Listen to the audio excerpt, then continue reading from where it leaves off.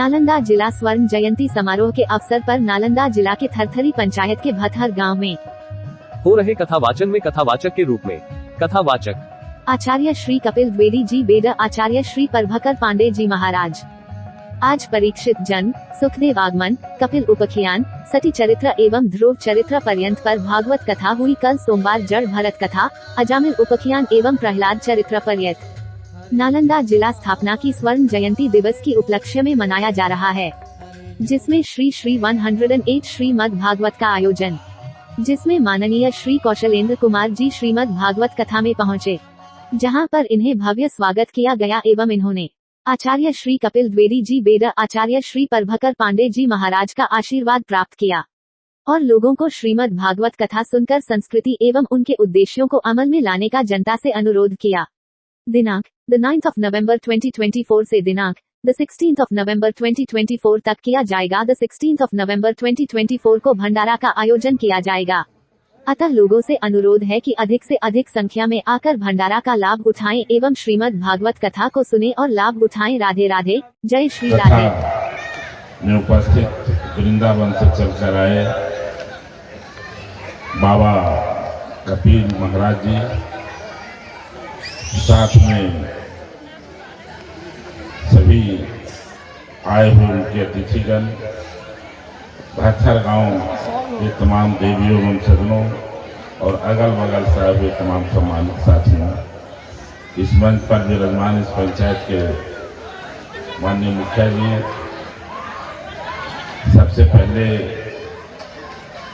मैं गांव वासियों को बधाई और धन्यवाद देता हूं कि आपने, मैं सौभाग्यशाली समझता हूं अपने को कि भतहर गांव में भागवत गीता की कथा में आप लोगों ने मुझे बुलाया। इसके लिए मैं आप तमाम लोगों को बधाई देता हूं और धन्यवाद देता हूं। इस मौके पर मैं कोई भाषण नहीं देना चाहता, इतना मैं जरूर कहूँगा कि जहाँ भागवत और गीता लोग सुनते हैं, अगर थोड़ा सा उसका अमल कर जाए तो आपसी भाईचारा और जो मिल्लत है, इतना बड़ा सौगात है कि अगर आपके गांव में, आपके टोले में, आपके अगल और बगल आपसी भाईचारा रहे तो मैं समझता हूं इस गांव को विकास होने से, इस पंचायत को विकास होने से, नालंदा को विकास होने से कोई रोक नहीं सकता है। जब तक आपसी भाईचारा और मिल्लत रहेगा तो गांव का भी विकास होगा और राज्य का भी विकास होगा और देश का भी विकास होगा।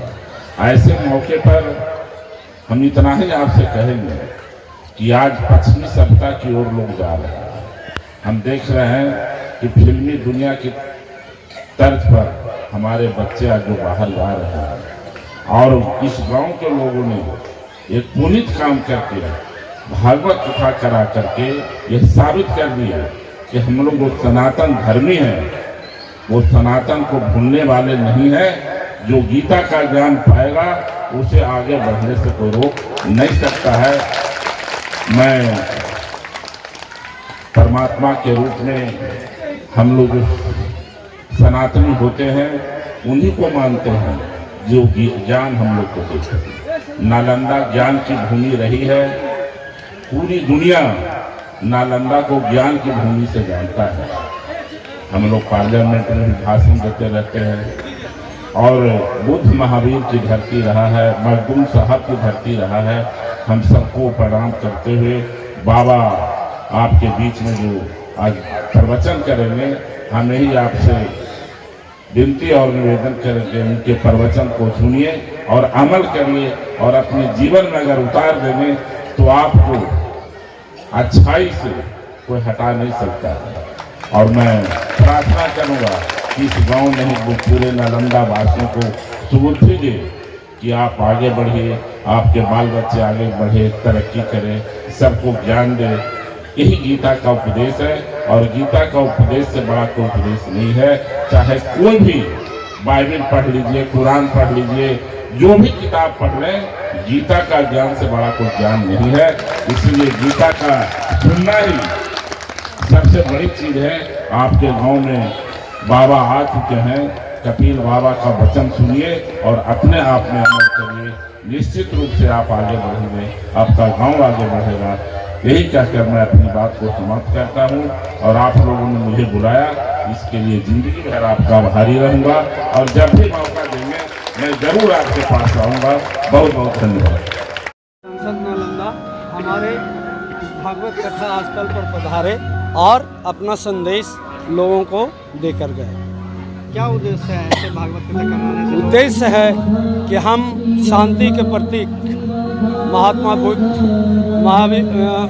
भगवान महावीर के जन्मस्थली पर हैं या उनका कार्यकाल इस क्षेत्र में गुजरा है। साथ ही यह क्षेत्र जरासंध के ज़माने से जुड़ा हुआ है, जहाँ श्री कृष्ण का पदार्पण हुआ था और श्री अर्जुन जी का अर्पण हुआ था। इस सारी स्थिति को देखकर हम इस भागवत कथा के माध्यम से शांति का संदेश दे रहे हैं। हम चाहते हैं कि हमारे नालंदा जिला में शांति आए, लोग इस संदेश को पालन करें, मदिरा पान करना बंद करें। यही सब मेरा उद्देश्य है। क्या नाम हुआ? सचिदानंद कुमार। आज सबसे पहले तो भागवत कथा में 72 ग्रामवासियों ने मुझे बुलाया है, इसके लिए मैं पूरे ग्रामवासी को बधाई देता हूं, धन्यवाद देता हूं और आभार व्यक्त करता हूं कि आपने छोटा भी कार्यक्रम होता है, बड़ा भी होता है, आप हम लोग को बुलाते हैं। इसके लिए पूरे ग्रामवासियों को बधाई और धन्यवाद देता हूं। और भागवत कथा तो ऐसी चीज़ है, ये अमृत वाणी है। जो भागवत कथा सुन ले और अपने जीवन में अगर उतार ले तो अपने जीवन को उत्थान कर सकता है। जीवन ही नहीं बल्कि अगल बगल के लोगों को भी आगे बढ़ा सकता है और भागवत कथा में अमृत बसता है। इसीलिए लोगों से हमने भी अपील किया है कि भागवत कथा सुनिए और उसको अपने जीवन में उतारिए। इससे बड़ा और कोई पुण्य का काम नहीं होगा।